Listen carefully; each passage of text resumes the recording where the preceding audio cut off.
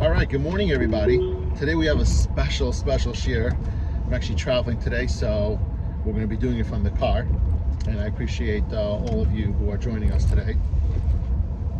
So today we're going to continue Bitachon.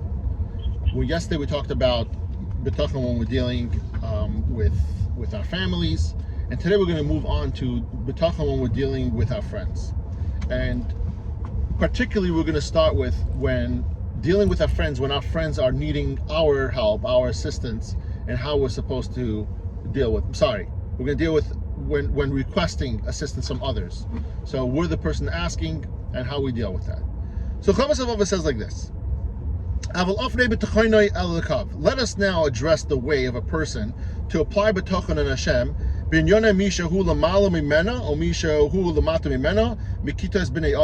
Talks about in your social circles, the people who are above you and below you. It doesn't mean as far as a ranking necessarily. It means more of like people who have more of a grasp on a situation, and people have lesser grasp. For instance, also like in an industry. So if like you're in a particular industry and you're looking for assistance from somebody in your network, and you need their help, so they know more than you do, and that's what it means by someone who's above you and someone who's below you.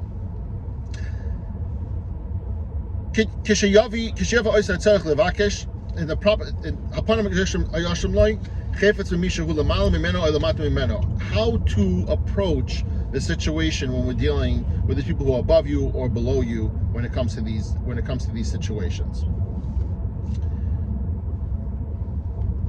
You can illustrate this concept with an analogy. When a farmer designates working the land and showing his means of a livelihood, you need to rely on Hashem. So same thing, going back to our social circles for a second. We always need to understand that when we're in our social circles and we're looking for assistance from someone, that we always understand that the help that we're going to get is the assistance of a human being, but ultimately the decision of Hashem. So when we bring this example of a farmer, the farmer sows the land with seeds. Now, if the land provides food, so it says over here, if Hashem wants to provide him or the land to sprout and yield a good crop, then it will happen. And he doesn't blame the land for what happened. Rather, he thanks Hashem for if he had a great season, if he had a great crop, he thanks Hashem for it. If it wasn't great, if it wasn't enough water that year, if the land didn't sprout enough, or it says if it was a plight and it came and it burnt out the entire crop. Again, these are things he's not going to go. No farmer thinks about, I'm blaming the land's fault. This is how you have to think about assistance when you're in your social circles or anywhere and from anyone. People around you are there to merely help you, but the outcome, just like the farmer, the outcome is on the land and not on the person. The same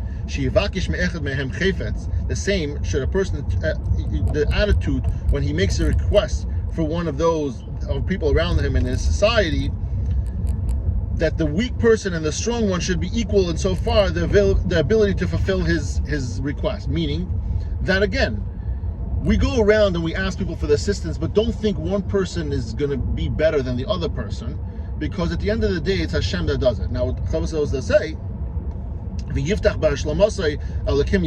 should rely on fulfillment only on Hashem basis. And if he does rely on someone else, he should thank the Creator, thank Hashem, that Hashem made this person help this person fulfill his request. The Rav Av says over here in the cliff notes that it doesn't mean that you should ask if you need help with someone if you require someone who's very, very strong to help you lift something up, doesn't mean that you should go ask anybody. Obviously, ask somebody who's strong, who's capable. And the same thing if you're going to ask somebody for help in your industry, ask somebody who's in that industry, who's capable. If you're going to ask somebody for money, don't go to the poor man. Obviously, go to the person who has means to help you. But remember that it's not this person that's going to make it happen, because technically speaking, the poor person can also make you have money. Because at the end of the day, we don't know how things work. Things come out of left field. And we've seen so many times like that things like that happen. And so we have to understand that those things are, people are going to help us, they're going to do their part, but ultimately Hashem is going to make those decisions. He goes further over here and he says that how we go about thanking these people, right? What's the concept of that? And we spoke about this actually last week, that when we go about thanking somebody for their assistance, we shouldn't be thanking them for them making it happen. They're not the person who makes it happen. The one who makes it happen is Hashem. But what we do thank them for is for their bechira, for their choice, that they were the ones who were able to help us, right? They had a choice if they wanted. If you went to someone to ask them for help, they have a choice of whether or not they want to help you. Obviously, you understanding that it's not this particular person who's going to make it happen. Hashem is going to make it happen. If this person doesn't give it to you, Hashem will make it come through somebody else. So one of the thought processes that we have to have, the Rav Av says, is that if you do get assistance from somebody does help you out in any one way, understand that this person that you're thanking them, obviously is somebody who's worthy.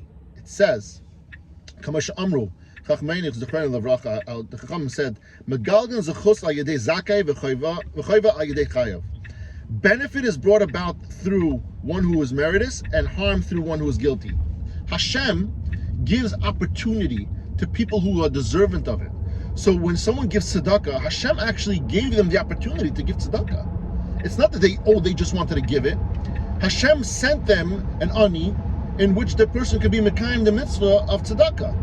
The same thing with on the opposite side of that if something bad happens to someone, Hashem sends that usually through a way of somebody who's guilty, or somebody who harms the other person. The person who's harming is a guilty person to begin with, and they deserve that. That's what they would deserve to do.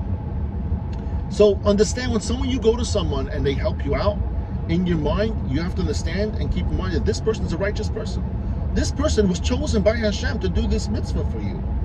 And so you have to thank them in a way, understanding that they obviously are very, very deserving of this. For Amar Kasef, it says in Mishlei, Lo ye'una l'tzadik kol avim. No injustice will come about through a righteous man, which means that if someone else benefits through their efforts, it must have been deemed worthy of Hashem, bringing them the benefit for which he deserves credit. Like we said just now, that if someone is giving you if you come to someone for help and that person helps you, Hashem sent that person the opportunity to do this mitzvah, and therefore we understand that this person is obviously deserving of it, and we should thank him in a way that we know that this person is obviously a righteous person. He's done a lot of mitzvahs, and we have to give him that covet for it.